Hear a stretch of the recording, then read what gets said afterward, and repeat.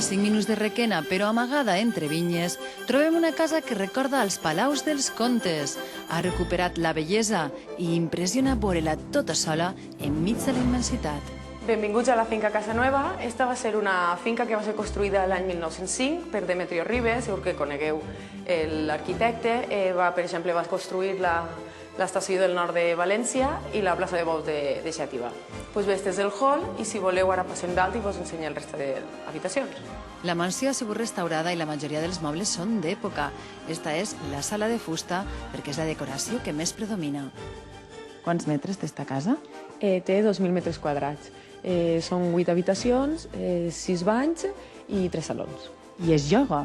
Sí, en l'actualitat la utilitzem per a turisme rural i per a tot tipus d'organització d'events, com per exemple la boda d'estos dos xics que han vingut a visitar-me avui. Volen casar-se així? Sí, un lloc ideal. Raó no li en falta, encara que van a necessitar un mapa per a poder situar-se.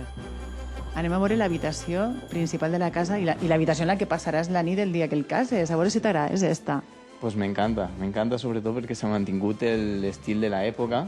És una habitació molt lluminosa i podem veure com el sol està tal com era en aquella època. És un trencadís preciós. I la pica també és molt xula, eh? Sí, és un detall que m'encanta.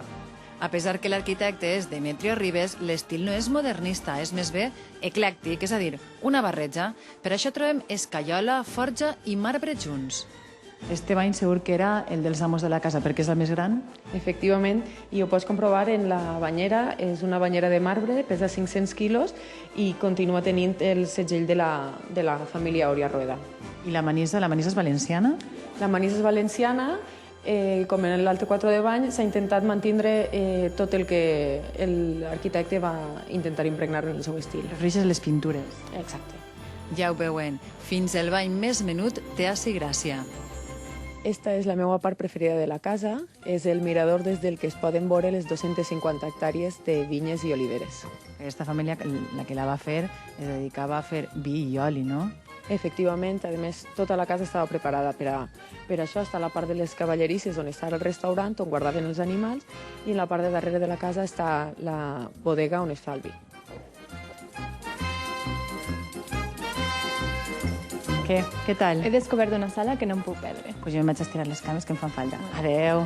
Sandra ha preferit disfrutar de la sala de billar, el lloc de reunió, copa i puros dels homes quan tornaven de caçar. Curiós, veritat. Però jo no vull perdre un passeig per la Toscana. Per la Toscana, requenense.